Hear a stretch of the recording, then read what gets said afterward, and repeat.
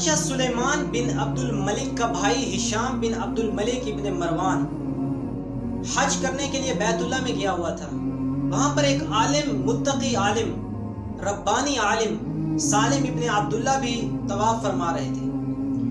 تو انہوں نے ہاتھ میں اپنے جوتے اٹھائے ہوئے تھے اور سر پہ امامہ مبارک تھا، اور جس کی قیمت تقریباً کوئی 13 درہم تھی۔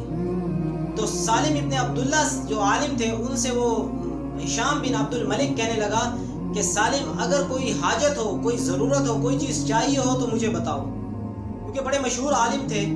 تو انہوں نے کہا کہ مجھے شرم آتی ہے کہ میں آیا تو اللہ کے گھر بیت اللہ میں ہوں اور میں ضرورت لوگوں سے مانگتا پھروں، یعنی اپنی حاجات لوگوں کے سامنے پیش کروں، مجھے اس چیز سے شرم آتی ہے۔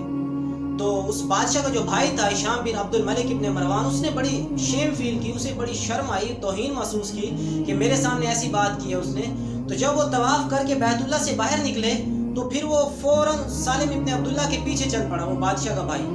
تو پھر ان سے کہنے لگا کہ اب تو آپ بیت اللہ سے باہر آ چکے ہیں، اب اپنی حاجت بتا دیں، آپ کو کوئی ضرورت ہو، کوئی آپ کی ضرورت پوری کرنی ہو تو میں پوری کرنے کے لیے تیار ہوں۔ تو اب سالم ابن عبداللہ کہنے لگے کہ تم دنیاوی ضرورت پوری کرنے کو کہہ رہے ہو یا آخرت والی ضرورت پوری کرنے کو کہہ رہے ہو، یعنی دنیاوی ضرورت پوری کرو گے یا میری آخرت والی ضرورت پوری کرو گے؟ تو اس نے کہا کہ آخرت کی ضرورتیں کون پوری کر سکتا ہے اللہ کے سوا، میں تو دنیاوی چیزوں کی بات کر رہا ہوں۔ تو کہا کہ دنیا تو میں نے کبھی دنیا والے سے نہیں مانگی، یعنی جو دنیا کا مالک ہے اللہ، اس سے نہیں مانگی، تو اس سے کیا مانگوں گا؟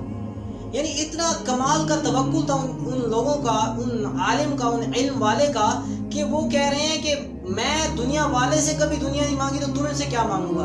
یعنی آپ اللہ رب العزت کے سوا دنیا میں کسی کے سامنے ہاتھ نہ پھیلائیں۔ جب آپ کہتے ہیں ایاک نعبد و ایاک نستعین، کہ اللہ میں آپ ہی کی عبادت کرتا ہوں اور آپ ہی سے استعانت چاہتا ہوں، آپ ہی سے مدد چاہتا ہوں، تو آپ اللہ سے مانگیں، اللہ رب العزت سے ڈائریکٹ مانگیں، اللہ رب العزت وسائل پیدا کریں گے۔ لوگوں کے سامنے ہاتھ پھیلانے سے انسان ہمیشہ ذلیل و رسوا ہوتا ہے، اور اللہ کے سامنے ہاتھ پھیلانے سے انسان کبھی ذلیل نہیں ہوتا، بلکہ اللہ رب العزت اس کی عزت کو اور بڑھا دیتے ہیں۔